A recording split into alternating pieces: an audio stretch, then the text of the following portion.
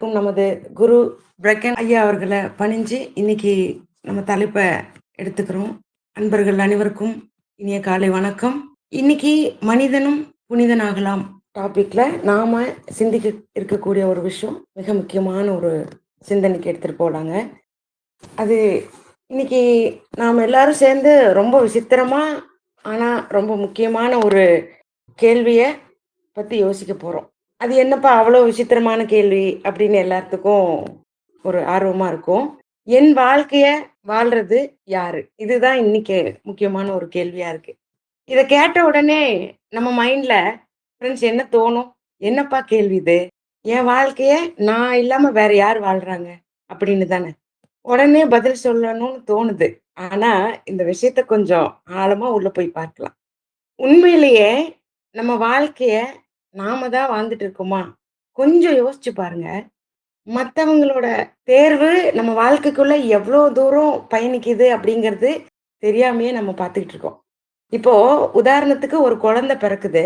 அதுக்கு ஒரு பெயர் வைக்கிறாங்க. அதுக்கப்புறம் அந்த குழந்தை சொசைட்டில எப்படி நடந்துக்கணும்? மத்தவங்க தான் சொல்லிக் குடுக்குறாங்க இல்லைங்களா? உதாரணமா எப்படி பேசணும்? எப்படி அந்த குழந்தை நடந்துக்கணும்? இதையெல்லாம் நாம தானே சொல்லி தர்றோம். அப்படியே அடுத்ததுக்கு போலாம்.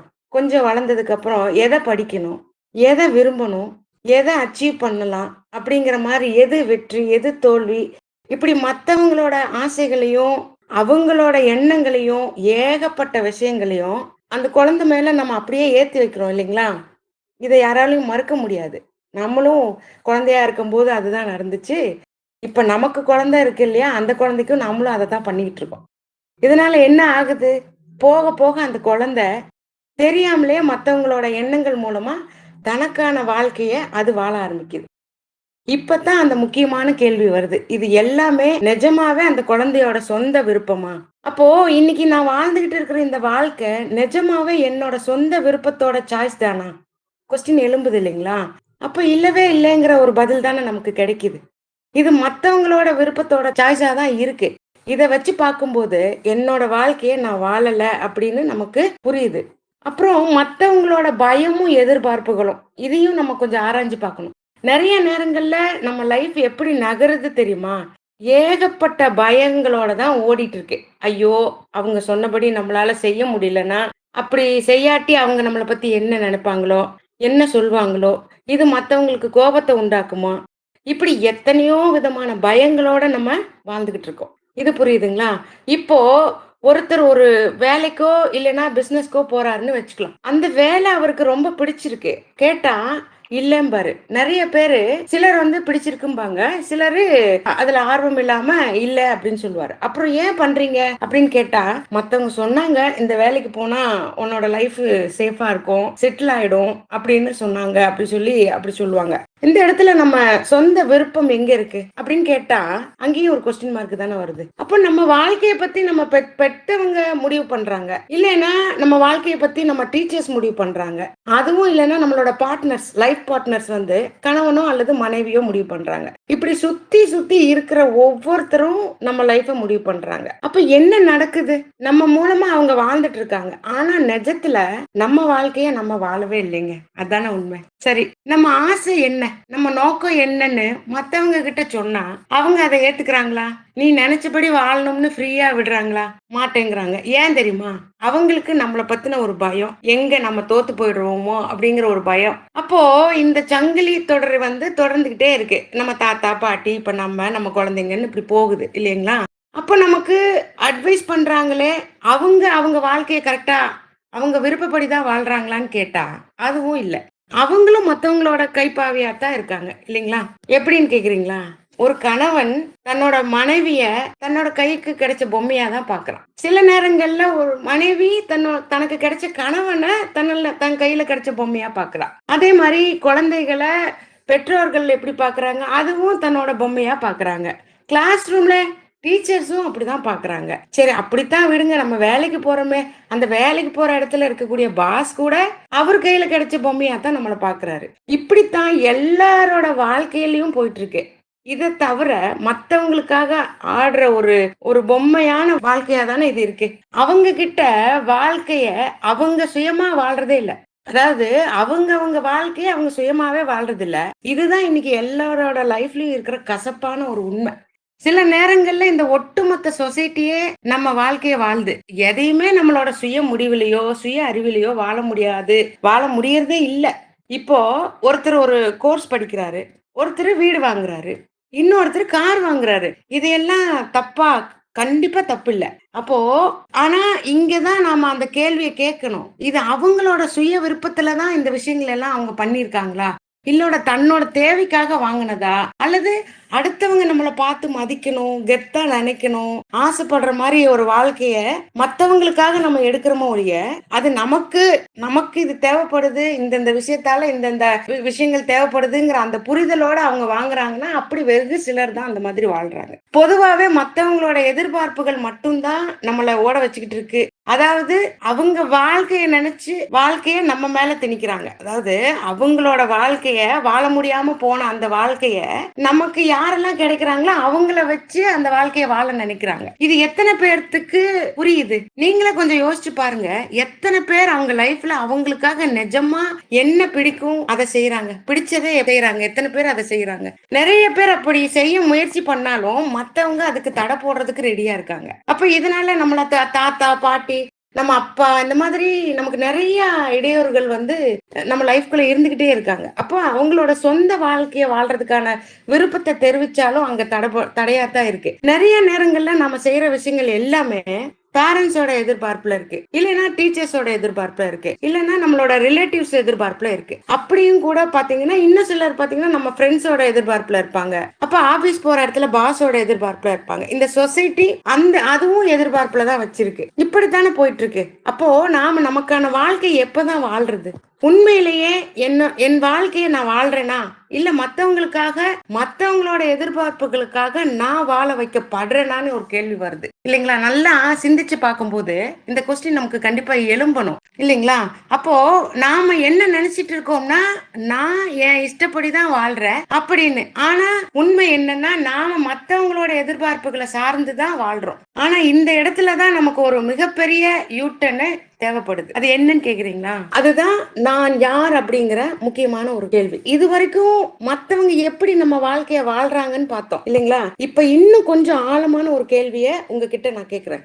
உண்மையிலேயே என் வாழ்க்கை அப்படின்னு ஒண்ணு இருக்கா? என்னோட வாழ்க்கை அப்படின்னு ஏதாவது ஒண்ணு இருக்கா? நாம சாதாரணமா சொல்றோம் இது என் லைஃப், இது என் பாடி, இது என்னோட உடம்பு, இது என்னோட மைண்ட், இது என்னோட எண்ணங்கள் அப்படின்னு. இது எல்லாம் கொஞ்சம் கவனிச்சு பாருங்க. இது என்னோட பாடி அப்படின்னா நான் நல்லா தூங்குனேன்னு ஒரு வார்த்தை சொல்றோம். அப்போ அங்க பாடி காணா போயிடுது. சரிங்களா? அப்போ இதோட என்னோட மைண்ட் இது அப்படின்னு சொல்றோம். அப்ப ஏதாவது ஒரு விஷயம் எனக்கு தோணுச்சு அப்படின்னா இது எனக்கு வந்த எண்ணம், என் மனசு அப்படின்னு அந்த என்னதுங்கிற அந்த ஒரு விஷயத்த குறிப்பிடுறோம் இல்லைங்களா? அப்ப இதுல இருந்து இந்த விஷயமெல்லாம் நான் நினைச்சுக்கிட்டு இருக்கிற அந்த விஷயமெல்லாம் நான் வேறு அது வேறுங்கிற மாதிரி ஒரு விஷயமா நமக்கு தோணுது இல்லைங்களா? அப்ப நம்ம நல்லா ஆழ்ந்து கவனிக்கும் போதுதான் இந்த விஷயங்கள்லாம் புரியுது. அப்போ இந்த வார்த்தைகளை வச்சுட்டு மனிதன் தன்னை ரொம்ப சுதந்திரமானவன்னு நினைச்சுக்கிட்டு இருக்கான். ஆனா நிஜத்துல மனிதன் அவனோட எண்ணங்களுக்கு அடிமையா இருக்காங்க. உண்மையாவே நம்மளோட ஆசைகளுக்கு அடிமையா இருக்கோம். நம்ம பயங்களுக்கு அடிமையா இருக்கோம். நம்ம அதுக்கும் மேல போய் நம்ம பழக்கங்களுக்கு, ஹாபிட்ஸ்க்கு அடிமையா இருக்கோம். எத்தனை பேர்த்துக்கு இது புரியும்? இது எல்லாத்துக்கும் முன்னாடி நான் அப்படிங்கிற ஒரு வார்த்தை மட்டும் வந்து விழுந்துகிட்டே இருக்கு. இப்போ இந்த உடல் எனக்கு சொந்தமானதுன்னா அப்போ நான் இந்த உடல் கிடையாது இல்லைங்களா? இந்த மனம் எனக்கு சொந்தமானது அப்படின்னா நான் இந்த மனமும் கிடையாது. எண்ணங்கள் தான் எனக்கு சொந்தமானது அப்படின்னா நான் இந்த எண்ணங்களும் கிடையாது. அப்படின்னா நான் யாரு? இந்த கேள்விய அப்படி உங்களுக்குள்ள கேட்டு பாருங்க. இந்த கேள்வி எப்படி உங்களுக்கு தோணுது?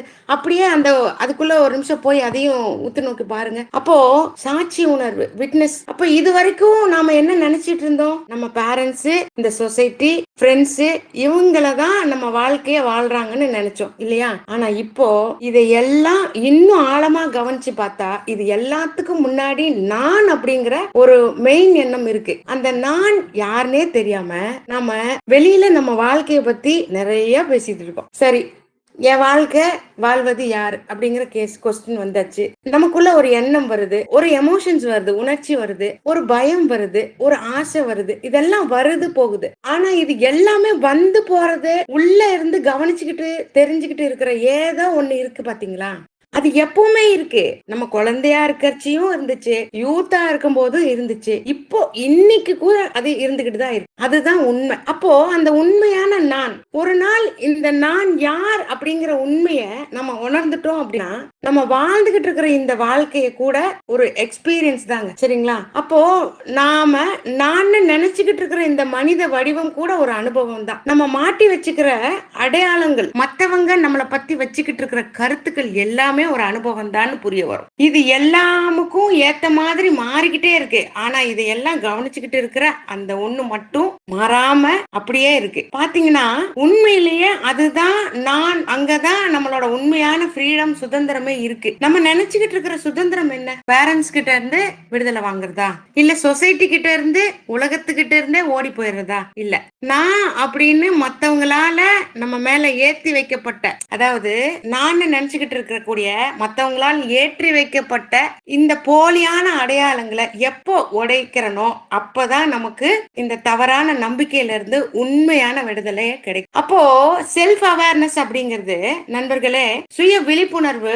ஆரம்பத்திலேயே நம்ம கேள்வியான என் வாழ்க்கைய வாழ்பவர்கள் யார் அப்படிங்கிறதுக்கு பெற்றோர்கள், சமூகம், நண்பர்கள்னு பதில் கிடைச்சது. ஆனா நம்ம தேடல் ஆழமாகும் போது ஒரு மிகப்பெரிய உண்மை புரியுது. மத்தவங்க என் வாழ்க்கைய வாழ்றாங்க அப்படிங்கறது இங்க பிரச்சனையே இல்ல. நான் யார் அப்படிங்கறத தெரிஞ்சுக்காமலேயே நம்ம வாழ்ந்துட்டு இருக்கோம் பாருங்க, அதுதான் இங்க உண்மையான பிரச்சனை. இன்னைக்கு நம்ம ஒரு சின்ன டெஸ்ட் சோதனை பண்ணி பார்க்கலாங்களா? இன்னைக்கு நீங்க ஒரு சின்ன முடிவு எடுக்கும் போது உங்களை ஒரு கேள்வி கேளுங்க. இது நிஜமாவே நான் தான் செய்யறேனா, இல்ல என்னோட பயம் இந்த செயலை செய்ய வைக்குதா, என்னோட பழைய பழக்கம் அல்லது அந்த ஹாபிட் தான் என்ன இந்த விஷயத்த செய்ய வைக்குதா, இல்ல மத்தவங்களோட எதிர்பார்ப்புக்காக நான் இதை செய்யறேனா? இந்த ஒரே ஒரு கேள்வி நம்ம வாழ்க்கைய வேற லெவல்ல மாத்துறதுக்கு ஆரம்பிக்கும். இதுதான் சுய விழிப்புணர்வுங்க. செல்ஃப் அவேர்னஸ் ஸ்டார்ட் ஆகுற பாயிண்டே இதுதான். பொதுவா நம்ம லைஃப் மாத்துறது வெளியில இருக்கக்கூடிய சூழ்நிலைகளே கிடையாது. நமக்குள்ள இருக்கக்கூடிய சுய விழிப்புணர்வு மட்டும்தான் நம்ம வாழ்க்கைய மாத்தும். நான் எப்படி வாழ்ந்துகிட்டு இருக்கிறேங்கிற அந்த கேள்வி அப்படின்னு நம்ம விழிப்புணர்வோட பார்க்க ஆரம்பிக்கிறதே மாற்றத்தோட தொடக்கம் தாங்க. அதாவது நாம எப்படி வாழ்ந்துகிட்டு இருக்கிறோங்கிற அந்த விழிப்புணர்வு வருது பாருங்க, அதுவே வாழ்க்கையோட மாற்றத்துக்கான ஆரம்ப புள்ளிங்கிறாங்க. இந்த இடத்துல ஒரு பயணம் தான். உடல் அப்படிங்கிறது இங்க ஒரு பயணம், அதாவது அனுபவம். மனமும் இங்க ஒரு அனுபவம். நம்ம அடையாளங்கள் இருக்கு பாருங்க, அதுவும் கூட ஒரு அனுபவம் தான். நம்ம உறவுகள் எல்லாமே அனுபவம். ஆனா இது எல்லாத்தையும் உள்ள இருந்து கவனிச்சுக்கிட்டு இருக்கிற ஒரு அறிவு இருக்கு பாத்தீங்களா, அதுதான் நம்மளுடைய சுய அறிவு. அதுதான் எல்லாத்தையும் பார்க்கக்கூடிய சாட்சி, விட்னஸ். இது எதோடையுமே ஒட்டாது, எதுலயுமே சம்பந்தப்படுத்திக்காது. அது வெறுமனே சும்மா அமைதியா இருக்கும். அதை உணர்ந்த ஒருத்தருக்கு மத்தவங்க என்னோட வாழ்க்கைய வாழ்றாங்க அப்படிங்கிற குறையும் இருக்காது.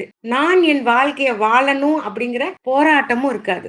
ஏன்னா இந்த இடத்துல என் வாழ்க்கை அப்படிங்கிற ஈகோ, அந்த கருத்து உடைய தொடங்குது. ஓகேங்களா? அப்போ அங்க வாழ்க்கை மட்டும் தாங்க இருக்கும். அங்க சுதந்திரம் மட்டும் தான் இருக்கும். அங்க அமைதி மட்டும் தான் இருக்கும். அங்கதாங்க மனிதன் உண்மையாவே புனிதத்தை அடைய தொடங்குறான். வாய்ப்பளித்தமைக்கு நன்றி கூறி விடைபெறுகிறேன். ஓம் தத்சத்.